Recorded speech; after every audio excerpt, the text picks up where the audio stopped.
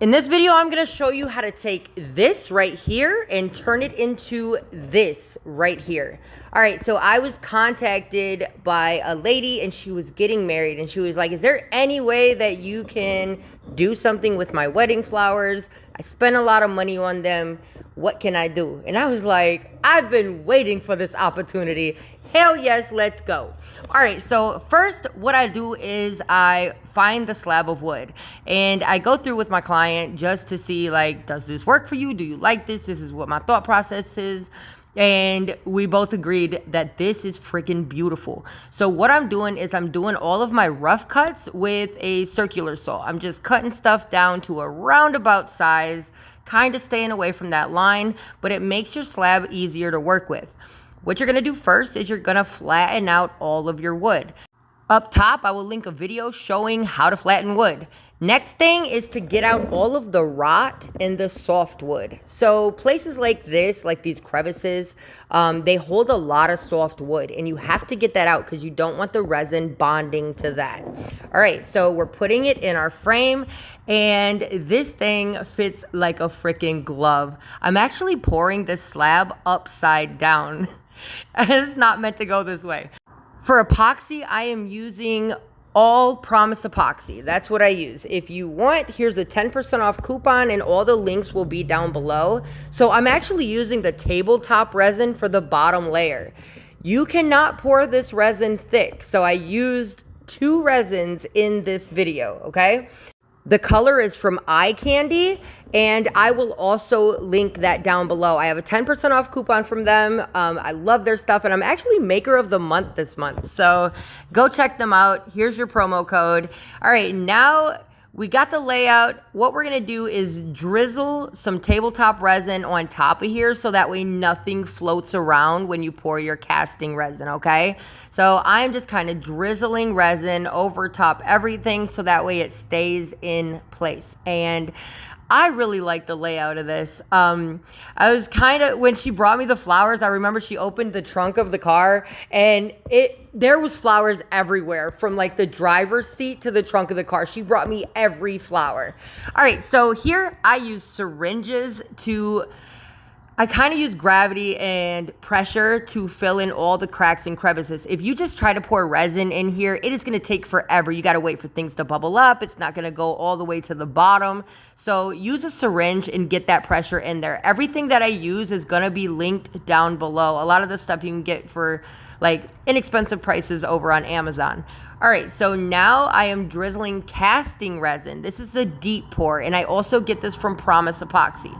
The reason that I use Promise Epoxy is because I do mainly clear pours, and this brand has never failed me, like never. All right, so after that, I am gonna do my deep pour. Like this is the pour that is gonna cover everything up and just bring everything to the surface. A lot of people ask me, why don't you just cover up all the wood? Why don't you just do one pour, blah, blah, blah.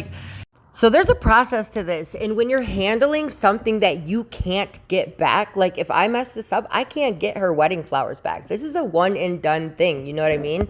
So, and there's no leftover flowers. Like there was a few, but nothing really. And those went into sun catchers. All right. So this casting resin is a 72-hour cure. And then you're going to demold everything. And yes, I just hit my drill. All right. So get that up off your piece. I actually have a polyethylene sheet that I pour on top of now. I'll also link that down below. All right, after this, you're gonna square up all your edges. I love that track saw, by the way. I have bought 2 of them in my lifetime, and I would buy a 3rd if I needed to. All right, so if you don't know how to flatten, again, I'm gonna link that video up top. We're gonna bring everything so that way it's level with the other surfaces. And you can see right there that there are a few spaces that aren't, but I didn't want to go any further down, and my flood coats and seal coats will cover all of that up. All right, so I'm using Star Bond to fill in any of these little cracks and crevices. I also have a coupon code for them. I will link that, or I will put it right here, and it will be linked down below. I love Star Bond. They've got a crap ton of options as far as like blacks and browns and thick and thin. All right, so if you don't know how to measure to see how much resin you'll need, I have a video for that. I'm gonna link it up top, and this is our first seal coat. Now, finishing can be very confusing to some people. I have broken it all down into a really easy to follow video. I'm gonna do an updated one just because I feel like my video skills have gotten a little better in the last 3-4 years. So I will link the one that I have though right up top, and when I do the new one, it will be linked there in replace of that one. All right, so seal coats work like this. Wood is a porous surface, and you have to seal that wood before you do your flood coat, because that air will come up into your flood coat, and when you add heat to pop the bubbles, which you're gonna need to do, it's gonna look like bubble wrap. It's gonna look really bad. Look at that clarity, yo. Oh my goodness, this thing is beautiful. All right, I get the question a lot. Do I take custom orders? Absolutely, yes, I do. There's a custom order form that I will put down below, just linked up to my link tree. I do anything from ashes memorials to candy skateboards and Lego boards and guitars. Like, I do pretty much, I try to be open and still stay in my niche. I will say that sentimental pieces, though, are like everything for me. All right, so here is the finished product. This is so freaking pretty. I don't know. Do you like it? I love the way the wood grain and everything. It looks like those were meant to fit in there. What do you think? Drop a comment down below. Like, share, follow, or not. Stay tuned because I am doing a dresser flip in the next video. If you have any questions, feel free to hit me up. I have so many ways that you can contact me, whether it be how do I do this or how do I buy this. I got you. I'm not a gatekeeper, and I pride myself on being the most helpful person in my niche.